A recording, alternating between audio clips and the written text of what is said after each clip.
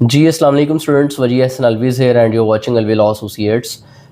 Law admission test जो कि 6 सितंबर 2026 को होने जा रहा है, उसके हवाले से हमारा जो है ये एक फ्री ऑफ कॉस्ट आज़ादी सेशन जो है वो स्टार्ट हो चुका है, जिसमें इससे पहले हमने डिस्कस किया ऑल ओवर रूट मैप लैट के हवाले से कि कितने आपको जो है वो MCQs आने हैं, कितना आपको सब्जेक्टिव का पोर्शन आना है, कौन सा जो सब्जेक्ट है उसके कितने मार्क्स होंगे और उसमें से क्या क्या चीज़ें पूछी जाएंगी।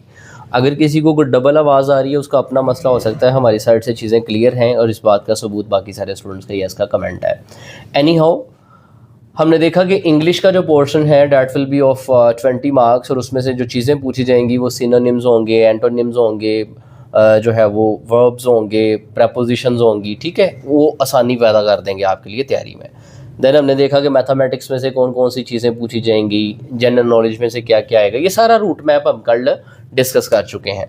आज हमने अपनी प्रिपरेशन का सबसे पहला लेक्चर करना है और जो 25 मार्क्स का एक सब्जेक्टिव पोर्शन था, उस सब्जेक्टिव पोर्शन को आज जो है हम कवर करने की बात करेंगे। मैं आपको कल भी क्लास में एक ही बात कह रहा था कि जो सब्जेक्टिव पोर्शन है 25 मार्क्स का, इस पे आपने वर्किंग करनी है और कोशिश करनी है कि यहाँ से हम जो है वो एटलीस्ट 23 मार्क्स तो लाजमी तौर पे निकालें। ठीक है, यहाँ पे स्टूडेंट सोचेंगे सर क्या 25 में से 23 मार्क्स लिए जा सकते हैं? The answer is yes.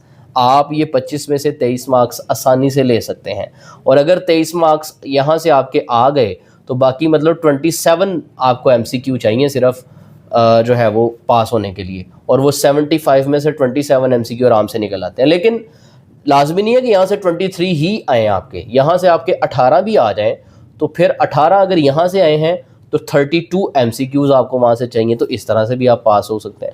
लेकिन हमने कोशिश ये करनी है कि हम अपना सब्जेक्टिव पोर्शन बहुत अच्छा करें, ठीक है, जो कि हो सकता है। तो सब्जेक्टिव पोर्शन में कल हमने डिस्कस किया था कि दो चीज़ें होंगी, एक होगा 15 मार्क्स का ऐसे और एक होगी 10 मार्क्स की पर्सनल स्टेटमेंट। आज हमने पर्सनल स्टेटमेंट को नहीं छेड़ना, ठीक है। आज जिस चीज़ को हमने डिस्कस करना है वो हमारा ऐसे का टॉपिक है, ठीक है। आज के लेक्चर में हम ये देखेंगे कि कौन सी ऐसी चीज़ें हैं कि जो करने से हमारा एक परफेक्ट ऐसे बन सकता है और उस ऐसे में से हमारे मैक्सिमम जो नंबर हैं वो आ सकते हैं, मैक्सिमम स्कोर हम कर सकते हैं। अच्छा, HEC की वेबसाइट पे जाएंगे ना तो वहाँ पे प्रॉपर उन्होंने गाइडलाइंस दी हुई हैं, मतलब जो लॉ एडमिशन टेस्ट के हवाले से जो ऐसे आपको पूछा जाता है उस ऐसे के हवाले से प्रॉपर गाइडलाइंस अवेलेबल हैं कि एक ऐसे जो स्टूडेंट लिख के आता है पेपर के अंदर, उसमें चेक कर किस किस चीज़ के कितने कितने नंबर देगा। ठीक है, तो आज हम ऐसे को उसी तरह से तैयार करेंगे। हम आपको बताएंगे कि ऐसे के कितने पार्ट्स होने चाहिए, हम बताएंगे कि डिफरेंट जो पार्ट्स हैं उसके कितने कितने पैराज होने चाहिए, हम बताएंगे कि किस पैरा के आपको कितने नंबर मिलेंगे। ठीक है, हम इस चीज़ पे बात करेंगे कि ऐसे किस तरह से लिखना है, कितनी वेटेज होनी चाहिए उसकी, कितनी शीट्स पे आपने लिखना है, कितने टाइम में उसको आपने मैनेज करना है। ये सारी चीज़ें आज के लेक्चर का हिस्सा होंगी। अगर ये लेक्चर एंड तक सुनते हैं तो मैं आपको गारंटी देता हूँ कि आप 15 में से, मैं बहुत बड़ी बात नहीं करता हूँ, अगर कोई स्टूडेंट अच्छा है जिसकी सेल्फ राइटिंग अच्छी है, चाहे इंग्लिश चाहे उर्दू, आप इंग्लिश में भी ऐसे लिख सकते हैं, आप उर्दू में भी ऐसे लिख सकते हैं, दोनों में से जिस ज़ुबान में भी आप कन्वीनियंट हैं, अगर आप थोड़ा बहुत अच्छा लिखना जानते हैं तो आप 15 में से इवन 15 नंबर भी ऐसे में से ले सकते हैं, 15 में से 14 भी ले सकते हैं, 12-13 तो लाजमी आ जाएंगे अगर आपने इस लेक्चर को एंड तक फॉलो कर लिया। तो हम स्टेप बाय स्टेप इसका ब्रेक डाउन करते हैं। पहले हम देखते हैं कि ऐसे जो है वो आने कितने हमें पेपर में। तो ऐसे आपको 3 टॉपिक्स पूछे जाएंगे, लाइक ऐसे के आपको 3 टॉपिक्स एग्जाम के अंदर पूछे जाएंगे और उन 3 टॉपिक्स में से आपने एक टॉपिक जो है वो चूज करके उस पर ऐसे लिखना है। ठीक है, मतलब 3 आपके पास ऑप्शंस हैं, 3 में से कोई एक ऐसे आपने अटेम्प्ट करना है। ठीक है, आप चाहे तो इंग्लिश में अटेम्प्ट कर लें, आप चाहे तो उर्दू में अटेम्प्ट कर लें। इंग्लिश में अटेम्प्ट करने के कोई ज़्यादा मार्क्स नहीं मिलेंगे, अगर आपने अच्छा लिखा है और एज पर इंस्ट्रक्शंस लिखा है तो आपको उर्दू के ऐसे के भी उतने ही मार्क्स मिलेंगे जितने के इंग्लिश के मिल सकते हैं। मतलब अगर आप इंग्लिश के ऐसे में 15 में से 14 नंबर ले सकते हैं, तो आप उर्दू का ऐसे लिख के भी 15 में से 14 ले सकते हैं। ये अपना जो माइंडसेट है बिल्कुल क्लियर कर लें, ठीक है। अगर आप उर्दू कन्वीनियंटली लिख सकते हैं तो उर्दू में लिखें, इंग्लिश कन्वीनियंटली लिख सकते हैं तो इंग्लिश में लिखें। एक बात क्लियर हो गई, मतलब 3 टॉपिक्स आने हैं, 3 में से एक टॉपिक पे आपने ऐसे लिखना है। 3 टॉपिक्स क्या हो सकते हैं, डिफरेंट ऑप्शंस हो सकती हैं आपके पास, ठीक है। कभी भी जो है ना वो एसेस नहीं आते जो आप इंटर में पढ़ के आए हैं, like Quaid-e-Azam Mohammad Ali Jinnah, last day at college, first day at college, ठीक है, या माई हॉबी, ठीक है, my favourite teacher, my favourite hero, ये एसेस नहीं आते लैट में। लैट में आपसे कोई जो है ना अनसीन टॉपिक पूछा जाता है। जैसे कि मैं आपको कुछ पास्ट पेपर्स की एग्जांपल देता हूँ कि books are better than PDF, इस पे ऐसे लिखें, ठीक है। देन कोविड-19, इस पे ऐसे लिखें। राइट नाउ यूएस चाइना की वार चल रही है, उस पे जो है वो ऐसे लिखें। पाकिस्तान के अंदर डेमोक्रेसी का निज़ाम, उस पे ऐसे लिखें, ठीक है। ये डिफरेंट टॉपिक्स हैं जिन पे ऐसे पूछा जाता है। 3 में से एक अटेम्प्ट करना है, कितने नंबर के लिए, 15 नंबर के लिए, ठीक है। 15 नंबर का आपका ये ऐसे होगा। अच्छा, एग्जाम के अंदर, लैट टेस्ट के अंदर आपको ऐसे और पर्सनल स्टेटमेंट अटेम्प्ट करने के लिए आंसर शीट दी जाती है। वो जो आंसर शीट आपको दी जाती है उसके 4 सफ़े होते हैं। सफ़े से मुराद है कि एक फ्रंट साइड और एक बैक साइड, ये मिला के आपका जो है पेज बन गया। इसी तरह 2 पेजेस ऑलमोस्ट आपको अवेलेबल होते हैं। अब आपने हरगिज़ ये नहीं करना कि मैं ज़्यादा से ज़्यादा ऐसे लिखूं, क्योंकि ऐसे 15 नंबर का है तो मैं ऐसे को 3 पेजेस तक जो है वो ऐसे लिख के आऊँ और पर्सनल स्टेटमेंट 1 पेज के लिखा हूँ तो मुझे नंबर मिलेंगे। हरगिज़ ऐसा नहीं है। ऐसे कितना ज़्यादा लिखा है इस चीज़ के नंबर नहीं मिलने। ऐसे में नंबर किस चीज़ के मिलने हैं, आपने 200 वर्ड्स का आपको लिमिट लगाई गई है कि आपने जो लैट का ऐसे लिखना है उसके अंदर सिर्फ और सिर्फ आपके 200 वर्ड्स होने चाहिए। इससे ज़्यादा वर्ड्स नहीं आपने ऐसे में लिखने, ठीक है। फिर वो चाहे आप 1 पेज पे पूरा कर लें, 1.5 पे कर लें या 2 पे कर लें, ठीक। तो ये चंद चीज़ें हो गई। सबसे पहले कि एक तो 15 नंबर का ऐसे होगा, 3 टॉपिक्स गिवन होंगे, किसी एक टॉपिक पे जो है वो आपने ऐसे लिखना है। कितने वर्ड्स का लिखना है, सिर्फ और सिर्फ 200 वर्ड्स, इससे ज़्यादा का ऐसे नहीं होना चाहिए, ठीक है। अब यहाँ तक होपफुली आप सब जो है वो क्लियर हैं। अब आ जाते हैं मेन चीज़ पे कि एक जो ऐसे है उसके कितने पार्ट्स होते हैं। मैं कोई आपको सीएसएस की तैयारी नहीं करवा रहा हूँ, पीएमएस की तैयारी नहीं करवा रहा हूँ कि जहाँ पे मैं आपको एसेस की टाइप भी बताऊंगा। वैसे अगर एसेस की टाइप पे बात करना शुरू करेंगे तो 4 तरह के एसेस होते हैं, ठीक है। हर ऐसे के अंदर आपको 15-15, 20-20 एसेस की एग्जाम्पल अलग से दी जा सकती हैं। ऐसे लिखने का तरीका जो है वो आपको घंटों के लेक्चर्स दिए जा सकते हैं ऐसे पे, अगर हम सीएसएस की बात करेंगे या पीएमएस की बात करेंगे। लेकिन हम उस लेवल की बात नहीं कर रहे, हमने लैट के लेवल पे रहते हुए, लॉ एडमिशन टेस्ट की तैयारी करते हुए ऐसे को देखना है कि ऐसे के कितने पार्ट्स होने चाहिए। सबसे पहले हमारे पास ऐसे का एक इंट्रोडक्टरी पार्ट होता है, ठीक है। जो इंट्रोडक्शन है ना, उसमें आपने सिर्फ और सिर्फ 1 पैरा लिखना है। मतलब जो भी आपको टॉपिक पूछा गया ऐसे का, उसमें आपका एक टॉपिक होगा, सॉरी 1 पैरा होगा, ठीक है। ये जो मैंने आगे मेंशन कर दिया है, जब आप ये ना आपने हेडिंग नहीं देनी। कुछ स्टूडेंट भला क्या करते हैं, ऐसे लिखने लगे हैं तो उसमें आउटलाइन दे देते हैं, यानी इंट्रोडक्शन, रीजंस, काउजेज, इम्पैक्ट्स और देन कंक्लूजन। ये आउटलाइन दे के 4-5 आउटलाइंस लिख के देन हेडिंग वाइज ऐसे लिखते हैं। ये गलती हरगिज नहीं करनी है।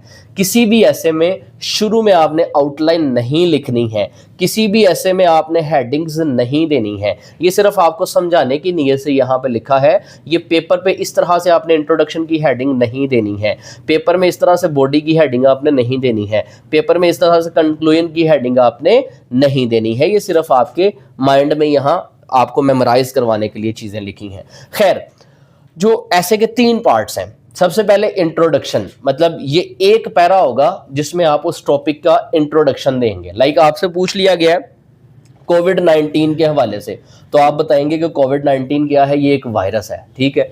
ये कब आया है, इन द ईयर ऑफ 2019, ठीक है। इस वायरस का ओरिजिन क्या है, ठीक है। ये किस किस रीजन को इसने इम्पैक्ट किया, ये नीचे की चीज़ें हैं। तो इंट्रोडक्शन सबसे पहले। इंट्रोडक्शन के बाद जो पोर्शन आता है वो आपका ऐसे की बॉडी कहलाता है, ठीक है। 1 पैरा आपका सबसे पहला इंट्रोडक्शन का होगा और इंट्रोडक्शन के बाद के जो 2 से 3 पैराज होंगे, ठीक है। 2 पैराज हो सकते हैं, 3 पैराज हो सकते हैं। उन 2 या 3 पैराज में आपने उस ऐसे की सारी की सारी चीज़ें लिखनी है, लाइक उसके इम्पैक्ट्स क्या, एक पैरे में आप लिख दें कि कोविड-19 के इफ़ेक्ट्स क्या हुए ऑल ओवर द वर्ल्ड, दूसरे पैरा में आप लिख दें कि कोविड-19 को जो है वो कोविड-19 से जो है वो बचने की तदाबीर क्या है, ठीक है, क्या क्या हम प्रिकॉशंस कर सकते हैं, ठीक है, और तीसरे पैरा में लिख दें कि ये जो कोविड-19 है इसके जो है वो कॉस्ट इफेक्टिव किस तरह से था, किस तरह से इसने दुनिया भर की जो इकोनॉमी थी उसको जो है वो डिस्टर्ब किया। तो ये सारा का सारा इसका बॉडी पार्ट है। तो सबसे पहले इंट्रोडक्शन जो कि एक पैरा पे सिर्फ मुश्तमिल होगा, उसके बाद बॉडी, बॉडी के आपके 2 पैराज हो सकते हैं, 3 पैराज हो सकते हैं, ठीक है, और उसके बाद एक लास्ट पैरा होगा कंक्लूजन का। कंक्लूजन भी आपने सिर्फ एक पैरा में करना है, जिसमें आप सारा का सारा क्रक्स लिखेंगे उसका कि कोविड-19 एक जो है ना सीरियस वायरस था जिसने वर्ल्ड वाइड इतना जो है वो असरअंदाज किया, इतना नुकसान हो गया, इतनी जानें चली गई, ये इसकी एहतियाती तदाबीरें हैं और इस तरह से हम इस पर काबू पा सकते हैं, ऑल दैट। तो इस तरह से आप ऐसे को कंप्लीट कर देंगे। अब यहाँ पे स्टूडेंट्स कहेंगे सर 3 पार्ट्स तो आपने बता दिए, अब कहाँ से कितने नंबर हमें मिलने हैं ये भी थोड़ा सा बताएं, तो उसके बारे में बात कर लेते हैं। सबसे पहले हमने देख लिया कि किसी भी ऐसे के 3 पार्ट्स होंगे, इंट्रोडक्शन जो कि एक पैरा पे मुश्तमिल होगा, बॉडी जिसके 2 से 3 पैराज हो सकते हैं, और कंक्लूजन जिसका वंस अगेन सिर्फ और सिर्फ एक पैरा होगा। इस तरह से 4 से 5 पैराज का आपका एक ऐसे होगा। लिखना कैसे है नीचे उसकी भी विद एग्जांपल आपको समझाते हैं, डोंट बी वरीड, परेशान नहीं होना है। यहाँ तक अगर चीज़ें क्लियर हैं तो इससे yes in the comment section ताकि हम इससे थोड़ा सा आगे बढ़ सकें। अच्छा जी, पार्ट्स ऑफ ऐसे के बाद हम ऐसे का स्ट्रक्चर देख लेते हैं स्कोर वाइज कि किस पोर्शन में से आपको कितने नंबर मिलने हैं। जब तक ये ना पता हो ना कि जो हम इंट्रोडक्शन लिख रहे हैं इसके कितने मार्क्स हैं, जो हम बॉडी लिख रहे हैं ऐसे की इसके कितने मार्क्स हैं, जो हम खुद से आइडियाज़ उसमें पुटअप कर रहे हैं ऐसे में उसके कितने मार्क्स हैं, तब तक आपको पता नहीं होगा।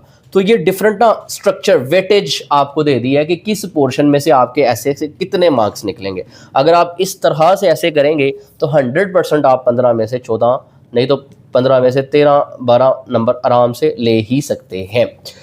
सबसे पहले इंट्रोडक्शन जो मैंने आपको बताया, ठीक है, इंट्रोडक्शन में से आपके जो मार्क्स हैं जो कि चेकर ने आपको देने हैं उसके पास 2.25 मार्क्स देने का ऑप्शन है। मतलब 15% ऑफ द ऐसे जो है वो आपका इंट्रोडक्शन पे बेस करता है। जितना आपका ऐसे इंट्रोडक्शन अच्छा होगा उतने यहाँ पे जो है पॉसिबिलिटी है कि आपके अच्छे नंबर आएंगे। अगर आपने टॉप क्लास इंट्रोडक्शन लिखा होगा तो 2.25 पूरे नंबर आपको यहाँ से मिल जाएंगे। अगर आपके इंट्रोडक्शन में कोई कमी बेशी होगी तो माइट भी ये 2.25 में से 2 मार्क्स मिले आपको। अगर आपका इंट्रोडक्शन और वीक होगा तो माइट भी आपको कोई 1.5 नंबर मिल जाएंगे, 1 नंबर मिल जाए। तो ये यहाँ पे डिपेंड करेगा कि आप इंट्रोडक्शन कितना अच्छा लिखते हैं। तो यानी जो भी आपको टॉपिक आ जाए तो अंधाधुंध जो है वो लिखना नहीं शुरू कर देना, ठीक है, ये टॉपिक देखा और ये जो है वो शुरू कर दिया, नॉट एट ऑल। जब भी आपने कोई ऐसे लिखना है, 3 टॉपिक्स हैं, तीनों टॉपिक्स को गौर से पढ़ें। गौर से पढ़ने के बाद देखें कि कौन सा ऐसा टॉपिक है जो कि आपके नॉलेज के क्लोज है, जिसमें आपकी ज्यादा ग्रिप है, जिसमें आप खुद को ज्यादा कॉन्फिडेंट फील कर रहे हैं, जो आप अपने लैट प्रिपरेशन के दौरान तैयार करके आए हैं। तो तीनों टॉपिक में से वो टॉपिक चूज करना है जिसमें आप खुद को सबसे ज्यादा कॉन्फिडेंट फील करते हैं। देन वो वाला ऐसे लेके उसको अंधाधुंध लिखना नहीं शुरू कर देना, पहले उसका स्ट्रक्चर अपने माइंड में बनाना है। मैं अगेन एंड अगेन कह रहा हूं, ये जो हेडिंग्स हैं ये सिर्फ और सिर्फ आपके माइंड में रहनी चाहिए। पेपर पे आपने हेडिंग्स नहीं लिखनी, पेपर पे आपने आउटलाइन नहीं लिखनी, पेपर में आपने सीधा पैरावाइज जो है वो ऐसे लिखना है। अच्छा, तो इंट्रोडक्शन सबसे पहले मेन चीज है। जितना आपका इंट्रोडक्शन अच्छा होगा उतने आपके अच्छे मार्क्स यहाँ से आ सकते हैं। तो मतलब 2.25 नंबर का आपका इंट्रोडक्शन है और 15% ऑफ द ऐसे इस पर डिपेंड करता है। नंबर 2 पर जो चीज है वो है coherence of arguments. Coherence of argument से क्या मुराद है, मैंने वो जो आपको बॉडी वाला पोर्शन बताया था कि सेकंड जो पोर्शन होगा आपका वो बॉडी का पोर्शन होगा, उसमें कोहेरेंस आपने लेके आनी है। मतलब यकजहती, मतलब कि सीक्वेंस होना चाहिए आपके पैरास में। ऐसा नहीं है कि जो कायद-ए-आज़म मोहम्मद अली जिन्नाह है वो फलां डेट को जो है वो उनकी वफात हुई और पैदाइश उनकी आप उससे नीचे वाले जाके पैरा में कर रहे हो। सबसे पहले आप पैदाइश का जिक्र करते हैं, फिर आप जो है वो शुरू की एजुकेशन का जिक्र करते हैं, देन आप जो है वो उनकी आला तालीम का जिक्र करते हैं, देन वतन वापसी का जिक्र करते हैं, देन सियासत में हिस्से का जिक्र करते हैं, देन उनकी वफात का जिक्र करते हैं एंड पे। तो ये है कोहेरेंस, मतलब पैदा कब हुए, शुरू की तालीम कहाँ से हासिल की, आला तालीम कहाँ से हासिल की, आला तालीम हासिल करके वतन वापस कब आए, वतन वापस आके कौन सी सर्विसेज दी, सर्विसेज देने के बाद पाकिस्तान बनाने में रोल क्या था, पाकिस्तान कब बनाया और वफात कब हुई। मैंने सारी सीरीज आपको काउंट करा दी। तो मतलब ये जो आर्ग्यूमेंट्स हैं आपके ऐसे के, या जो आप ऐसे लिख रहे हैं, इसमें आपके पैराज में, आपके सेंटेंसेस में कोहेरेंस होनी चाहिए। मतलब जिस सीक्वेंस से स्टोरी आगे बढ़ती है उस सीक्वेंस के साथ आपके पैराज होने चाहिए। इस बात को भी चेकर देखता है और इस बात के 3 नंबर हैं, यानी 20% आपका इस चीज़ पे बेस कर रहा होता है कि आपके पैराज में कोहेरेंस है या नहीं है। ठीक है, आप जो है वो सीक्वेंस वाइज चीज़ें लिख रहे हैं या नहीं लिख रहे हैं। ये नहीं है कि आप वफात वाला पैरा ऊपर ले आए और पैदाइश वाला पैरा नीचे ले जाए, नहीं, सीक्वेंस वाइज चीज़ें लेके चलनी है। इस नंबर के 3 मार्क्स हैं। नेक्स्ट है क्रिएटिविटी ऑफ योर आइडियाज। इस चीज को सबसे ज्यादा वेटेज दी गई है, मतलब रट्टाबाजी नहीं चलेगी। मैं अगेन कल भी आपको कहा था कि अगर आप 40 एसेस को भी रट्टा लगा के चले जाते हैं, आपने 40 ऐसे को रट्टा लगा लिया, no one can be sure कि उन 40 में से कोई एक टॉपिक भी आपको पूछ लिया जाएगा। क्यों? अनसीन टॉपिक्स होते हैं। तो आपने अपनी जो सेल्फ राइटिंग है, अपनी जो क्रिएटिविटी है, उस पर फोकस करना है। आप इंग्लिश में इजी नहीं है, टाइम वेस्ट ना करें, आप उर्दू के अंदर एसेस लिखना शुरू करें, आज से ही शुरू करें। डेली का नया टॉपिक लें, डेली उस पर जो है वो नया जो है वो आप ऐसे लिखें और एक दिन आएगा कि आप उसमें ट्रेंड हो जाएंगे। तो क्रिएटिविटी ऑफ योर आइडियाज, मतलब वो जो ऐसे आप लिख रहे हैं उसमें आपने खुद क्रिएटिविटी कितनी ऐड की है, कितने नए आइडियाज आपने उसने मुतारफ करवाए हैं। इस चीज़ के सबसे ज़्यादा नंबर हैं लैट में, ऐसे में, और 4.5 मार्क्स आपके इस चीज़ के हैं, यानी 30% वेटेज हासिल है आपकी क्रिएटिविटी को जो आप ऐसे में पुटअप करेंगे। नंबर 4 पे है कंक्लूजन, यानी लास्ट पैरा जो था आपका, जो मैंने ऐसे के पार्ट्स में से बताया। तो कंक्लूजन के भी 2.25 मार्क्स हैं। जो आपका इंट्रो था उसके भी 2.25 मार्क्स हैं, और जो आपका कंक्लूजन है जिसमें आपने ऐसे का सारा क्रक्स बताना है, कंक्लूड करना है, उसका खुलासा जो है वो बताना है, उसके भी 2.2 इख्तितामी नोट जिसको कहते हैं, उसके भी 2.25 मार्क्स हैं और 15% वेटेज इसकी है। इसके अलावा ना स्टूडेंट्स बड़े परेशान हो रहे होते हैं, सर हमारी ग्रामर अच्छी नहीं है। उर्दू में भी तो ग्रामर का इस्तेमाल होता है, उर्दू या इंग्लिश। सर हमारी वोकैबुलरी अच्छी नहीं है, सर हमारी ग्रामर अच्छी नहीं है। देखें, अगर आपकी ग्रामर अच्छी नहीं है, अगर आपकी वोकैबुलरी अच्छी नहीं है, चाहे उर्दू में चाहे इंग्लिश में, तो उसके सिर्फ ऐसे में 3 नंबर हैं। मतलब अगर आपकी ग्रामर या वोकैबुलरी अच्छी नहीं भी है तो भी आपके 3 नंबर कट रहे हैं, बाकी 12 नंबर स्टिल आपके पास हैं। अगर आप बाकी सारी चीज़ें अच्छी लिखते हैं, लाइक इंट्रो अच्छा बनाते हैं, कंक्लूजन अच्छा देते हैं, अपने जो बॉडी के पैराज हैं उनमें कोहेरेंस रखते हैं, अपने क्रिएटिव आइडियाज़ ऐसे में पुटअप करते हैं, तो ये वो सारी चीज़ें हैं जो स्टिल आपको 15 में से 12 नंबर लेके दे सकती हैं। लेकिन अगर इसके साथ साथ अपनी ग्रामर भी इंप्रूव कर लें, अपनी वोकैबुलरी भी इंप्रूव कर लें, तो क्या ही बात है, नल्ले पे दल्ला हो जाएगा और 15 में से 14 नंबर तो आराम से आ जाएंगे। तो ये लास्ट पे वोकैबुलरी और ग्रामर जो है ना, इसकी 20% वेटेज है आपके ऐसे में, और इसके 3 नंबर हैं। तो ये कुल मिला के हमारे पास 15 नंबर का एक ऐसे बना है और 100% वेटेज इसकी क्लियर हो गई है। तो सो फार मैंने आपको क्या बताया कि लैट के अंदर 25 नंबर का सब्जेक्टिव है, 25 नंबर में से 15 नंबर का आपका ऐसे है। 3 टॉपिक्स आपको ऐसे के आने हैं, एक टॉपिक आपने चूज करना है। उस एक टॉपिक पे जो आपने ऐसे लिखना है उसके 200 वर्ड्स होने चाहिए। ठीक है, कितने पार्ट्स होंगे? सबसे पहले इंट्रो, सेकंड पे बॉडी। इंट्रो के कितने पैरे? सिर्फ और सिर्फ एक पैरा में इंट्रो देना है।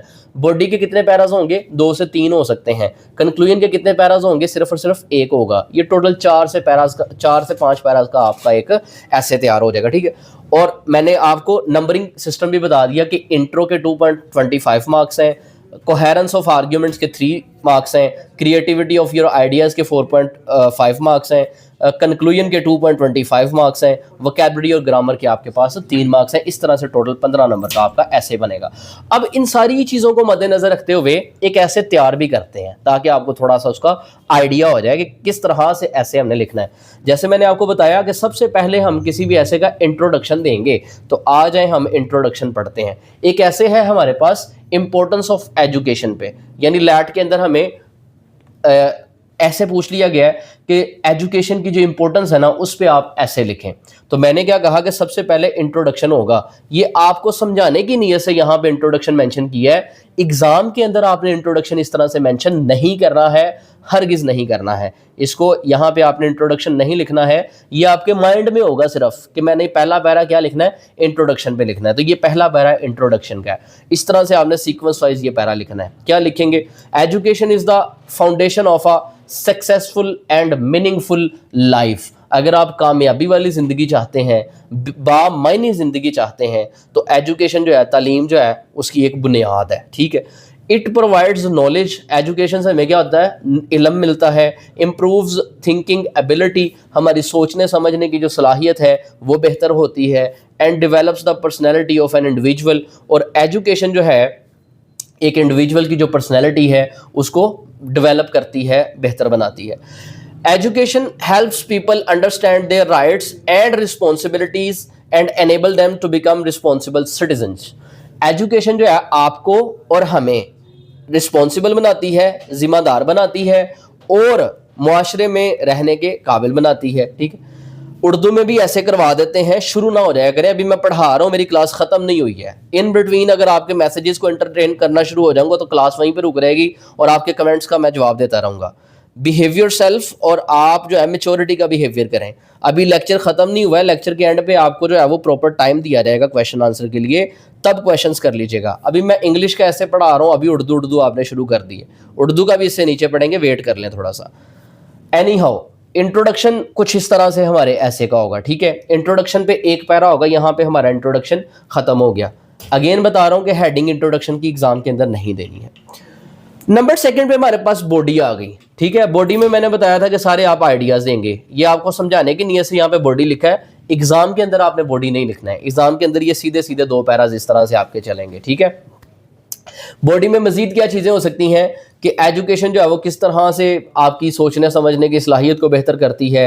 एजुकेशन फर्दर आपकी जो मुआशरे के अंदर जो आपकी पर्सनैलिटी है उसको डेवलप करने में किस तरह से रोल प्ले करती है, किस तरह से एजुकेशन की बेस पे आपका जो है वो इनकम जनरेट हो सकती है, जॉब मिल सकती है, आप मुआशरे के अंदर एक जो है रिस्पॉन्सिबल सिटीजन बन सकते हैं। ये सारी चीज़ें आप फिर जो है वो क्या करेंगे, बॉडी वाले जो दो पैराज है आपके इसमें लिख देंगे। ठीक है, ये सारा आपको समझाने की नीयत से लिखा है। और लास्ट पे हमारे पास इसका क्या आ जाएगा, कंक्लूजन आ जाएगा। अगेन बता रहा हूँ कि कंक्लूजन की हेडिंग आपने पेपर में नहीं देनी है, यहाँ पे कंक्लूजन नहीं लिखना है, सिर्फ और सिर्फ पैरा वैसे ही स्टार्ट कर देना है जैसे कि यहाँ से इन कंक्लूजन, यहाँ से आपने बात स्टार्ट करनी है कि in conclusion education is the key to personal growth and national development. Education क्या है, एजुकेशन एक कह लें कि चाबी है, कुंजी है, किस चीज़ की, पर्सनल ग्रोथ की। अगर आप चाहते हैं, आप पर्सनली ग्रोथ करना चाहते हैं, आप डेवलपमेंट अपनी करना चाहते हैं, तो एजुकेशन उसके लिए की टू सक्सेस है। It empowers individuals with knowledge, skills and confidence. Education से आप में कॉन्फिडेंस आता है, एजुकेशन से आपकी स्किल्स में इंप्रूवमेंट आती है, एजुकेशन से आपको इल्म जो है वो हासिल होता है। ठीक है, every person should have access to the quality education. हर जो शख्स है उसको क्वालिटी एजुकेशन तक रसाई हासिल होनी चाहिए।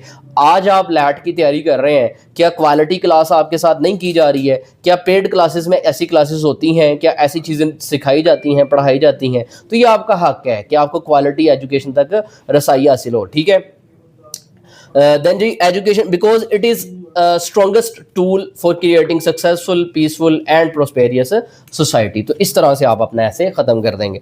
तो इसके नीचे मैंने वेटेज भी बताई है, ये सिर्फ आपको समझाने की नीयत से है कि इंट्रोडक्शन में हमने इस ऐसे में 54 वर्ड्स लिए हैं। बॉडी पैराग्राफ जो नंबर 1 है उसमें 53 मार्क्स वर्ड्स हमारे पास। बॉडी पैराग्राफ नंबर जो 2 है उसमें हमारे पास 49 वर्ड्स हैं, और जो कंक्लूजन है उसमें हमारे पास 42 वर्ड्स हैं, और टोटल हमारा 198 वर्ड्स का ये ऐसे है, जो कि एन मुताबिक आपके लैट के ऐसे के मुताबिक है। जिस तरह लैट रिक्वायर करता है कि इंट्रोडक्शन होना चाहिए, वैसे ही हमने इंट्रोडक्शन लिखा है। जैसे लैट रिक्वायर करता है कि बॉडी होनी चाहिए ऐसे की, वैसे ही हमने बॉडी के अंदर 2 पैराज ऐड किए हैं। जैसे लैट रिक्वायर करता है आपसे कि एक कंक्लूजन का पैरा होना चाहिए, वैसे ही हमने इसका कंक्लूजन ऐड किया है। तो ये हमारा एक 200 वर्ड्स का ऐसे था। इसमें कहीं पे भी आपने हेडिंग्स नहीं लिखनी है, कहीं पे भी आपने आउटलाइन नहीं लिखनी है, सिंपली ऐसे पैराज में लिखना है जैसे कि ये पैरा नंबर 1 है, ये पैरा नंबर 2 है, पैरा नंबर 3 है, पैरा नंबर 4 है। ना इसको किसी तरह की कोई नंबरिंग करनी है, ना इसको किसी तरह की आउटलाइन लिखनी है, ना इसके ऊपर कोई ना कोई हेडिंग देनी है। ठीक है, सीधा पैरा वाइज इस तरह से 4 से 5 पैराज का आपने एक ऐसे लिख देना है। ये हो गया इंग्लिश में उन स्टूडेंट्स के लिए जो कि इंग्लिश में ऐसे लिखना चाहते हैं। सेम लाइकवाइज उर्दू में है, सिर्फ क्या हो जाएगा, उर्दू आ जाएगी। वहाँ पे इंट्रोडक्शन था, यहाँ पे तारुफी पैरा आ गया, एक तारुफ आ गया, ठीक है। एक पैरा में आप इस ऐसे का तारुफ दे देंगे, ठीक है। ये पहला पैरा आपका तारुफ का हो गया, ठीक है। इसको आपके साथ मैं PDF को शेयर भी कर दूंगा ग्रुप्स के अंदर, डोंट बी वरीड। उसके बाद मरकजी हिस्सा यानी जो बॉडी पार्ट था इंग्लिश ऐसे का, यहाँ पे भी 2 पैराज हमने उर्दू के सेम लाइकवाइज वैसे ही दे दिए। और देन जो है वो लास्ट पे इख्तितामिया है, मतलब कंक्लूजन हम जो कर रहे हैं उस ऐसे का, वो एक पैरा कंक्लूजन का आ गया। टाइटल आपने ऐसे का देना है क्योंकि 3 टॉपिक्स हैं आपके पास और तीनों में से कोई एक आप चूज कर रहे हैं, तो तीनों में से जो भी चूज कर रहे हैं उसका ऊपर टाइटल दें, लाइक इंपॉर्टेंस ऑफ एजुकेशन या books are better than PDF या importance of online education etcetera. जो भी आप ऐसे चूज कर रहे हैं ऊपर उसका टाइटल दें और देन पैरावाइज उसको लिखना शुरू कर दें। पैरावाइज कैसे लिखना है, सबसे पहला पैरा इंट्रोडक्शन का, बाकी 2 से 3 पैराज में उसकी मेन बॉडी जो आप चाहते हैं लिखने के बारे में, और देन जो है वो लास्ट पे उसको कंक्लूड आपने करना है। इस तरह से आपके ऐसे के 3 जो है वो हिस्से होंगे। 200 वर्ड्स का ये ऐसे होगा, इससे ज़्यादा आपने नहीं लिखना है। और अगर इसी सीक्वेंस को फॉलो करते हुए आप ऐसे लिखेंगे तो it is guaranteed to all of you कि आपके 15 में से 14 नंबर आ सकते हैं। जो स्टूडेंट्स इंग्लिश अच्छी लिख सकते हैं वो लाजमी तौर पे इंग्लिश में लिखें, और जिनकी इंग्लिश अच्छी नहीं है वो प्रो बनने की कोशिश बिल्कुल ना करें, वो उर्दू में ऐसे लिखें, उर्दू में भी उतने ही नंबर मिलेंगे, ठीक है। ये था हमारा आज का लेक्चर रिगार्डिंग ऐसे के कैसे आपने ऐसे में से 15 में से एटलीस्ट 14 नंबर तो लाजमी लेने हैं, और 15 भी आ सकते हैं अगर आप इसकी अच्छी प्रैक्टिस करते हैं। नाउ ऑनवर्ड्स आपको डेली बेसिस पे मैं एक टॉपिक ऐसे का करवाऊंगा भी और साथ साथ आपके साथ शेयर भी करूंगा। जिनकी इंग्लिश अच्छी है वो इंग्लिश में ऐसे अटैम्प्ट करेंगे, जिनकी उर्दू अच्छी है उर्दू में अटैम्प्ट करेंगे। और इसके रिलेटेड अगर कोई क्वेरीज होंगी तो यूट्यूब पे वीडियो अपलोड होगी, उसके नीचे कमेंट सेक्शन में आपने पूछना, आपको आंसर मिलेगा। और फर्दर आज के हवाले से यही था। अगर आज का लेक्चर आपको पसंद आया है तो ज़रा कमेंट सेक्शन में लाजमी तौर पर बता दें। बाकी मिलते हैं इंशाल्लाह अपने नेक्स्ट लेक्चर में, तब तक के लिए अल्लाह हाफिज़, थैंक यू।